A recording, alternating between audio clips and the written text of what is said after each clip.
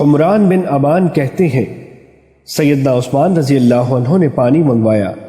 جبکہ وہ مقعد میں تھے۔ انہوں نے دائیں ہاتھ پر پانی بہایا،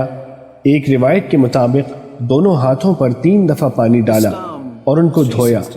پھر اپنا دایاں ہاتھ برتن میں داخل کیا اور ہتھیلیوں کو 3 دفعہ دھویا، پھر 3 مرتبہ چہرہ دھویا اور کلی کی، اور ناک میں پانی چڑھایا اور ناک کو جھاڑا،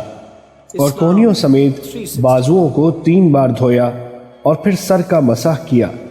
ایک روایت میں ہے اپنے دونوں ہاتھوں کو کانوں کے ظاہری حصے کے اوپر سے گزارا اور پھر ان کو داڑھی کے ظاہری حصے پر پھیر دیا، پھر 3 دفعہ اپنے پاؤں کو ٹخنوں تک دھویا اور پھر کہا میں نے رسول اللہ صلی اللہ علیہ وسلم کو یہ فرماتے ہوئے سنا تھا کہ جس نے میرے اس وضو کی طرح وضو کیا اور پھر 2 رکعتیں اس طرح ادا کی کہ وہ ان میں اپنے نفس سے گفتگو نہ کرے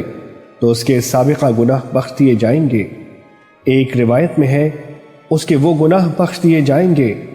جو اس نماز اور کل والی نماز کے درمیان ہوں گے۔ حدیث نمبر 616،